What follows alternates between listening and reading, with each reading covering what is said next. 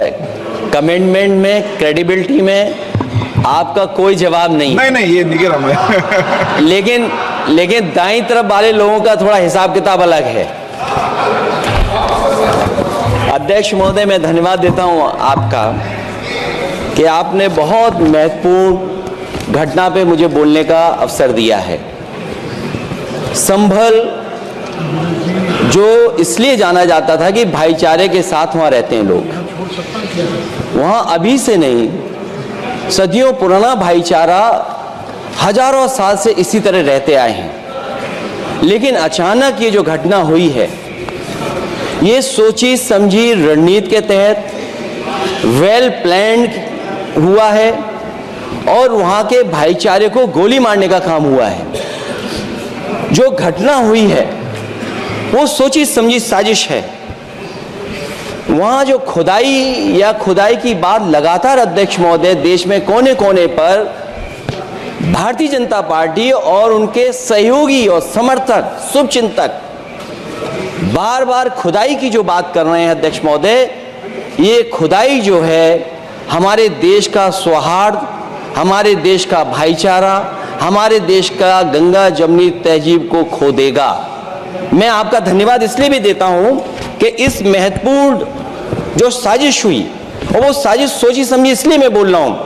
उत्तर प्रदेश का चुनाव था, पहले 13 तारीख को चुनाव होना था और 13 तारीख के चुनाव को उन्होंने बढ़ा करके 20 तारीख कर दिया। और इस जो घटना है मैं आपके सामने पढ़ना चाहता हूं। अध्यक्ष महोदय, ये यात्रा रुकी क्यों नहीं है? यात्रा ले जाओ दूसरी तरफ। अध्यक्ष महोदय, संभल की शाही जामा मस्जिद के खिलाफ 19/11/2024 को सिविल जज सीनियर डिवीजन छंदौसी संभल में एक याचिका डाली गई। कोर्ट ने दूसरे पक्ष को, अध्यक्ष महोदय सुनिए, ये सुनना चाहिए, हम यूं ही नहीं कहते थे। आप तो संक्षिप्त में बोले। अध्यक्ष महोदय, हम यूं ही नहीं कहते थे कि संविधान ये मानती नहीं सरकार। हम यूं ही नहीं कहते थे कि संविधान नहीं मानती। जब प्लेसेस ऑफ वर्शिप एक्ट है, प्लेसेस ऑफ वर्शिप एक्ट है, हम बनते तो बहुत कुछ हैं।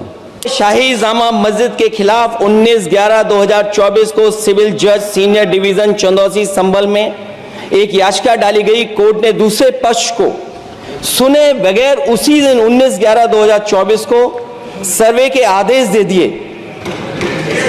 ताज्जुब की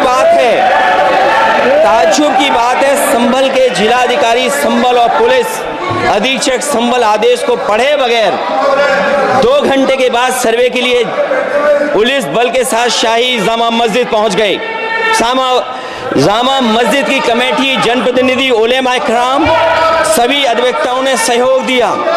जिलाधिकारी संभल और पुलिस अधीक्षक संभल ने 2.5 घंटे सर्वे के बाद कहा, आप सब सर्वे पूरा हो चुका है और अब रिपोर्ट कोर्ट को भेज दी जाएगी।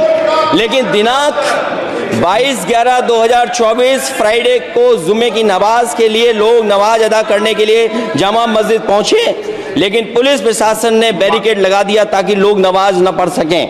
उसके बाद भी लोगों ने संयम बरतते हुए नमाज अदा की और किसी प्रकार का विरोध प्रदर्शन नहीं किया। 29/11/2024 को कोर्ट की अगली तारीख तय थी। शाही जामा मस्जिद की कमेटी और मुस्लिम समाज के सभी लोग कोर्ट में केस की पैरवी के लिए तैयारी कर रहे थे, परंतु दिनांक 23/11/2024 की रात पुलिस प्रशासन द्वारा कहा गया 24/11/2024 यानी अगले दिन सुबह को दोबारा सर्वे किया जाएगा। शाही जामा मस्जिद कमेटी और अधिवक्ता ने कहा कि इस सर्वे तो मुकम्मल हो चुका है, अब दूसरे सर्वे की क्या आवश्यकता है? कोर्ट के आदेश का हमने पालन कर दिया। अगर दूसरे सर्वे कराना है तो दोबारा आदेश करवाएं, कोर्ट के आदेश के बाद हम दोबारा सर्वे करा देंगे। लेकिन जिलाधिकारी संभल और पुलिस अधीक्षक संभल ने कोई सुनवाई नहीं की और तानाशाही दिखाते हुए सुबह के वक्त से पहले शाही जामा मस्जिद आ गए।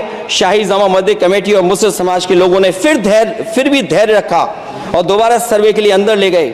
सर्वे के दौरान करीब 1.5 घंटा बाद जब जनता को सूचना मिली तो वो इकट्ठा होना शुरू हो गए। लोगों ने सर्वे का कारण जानना चाहा तो सर्किल ऑफिसर ने उनके साथ गाली गलौज की और लाठीचार्ज करवाकर बुरी तरह जख्मी कर दिया।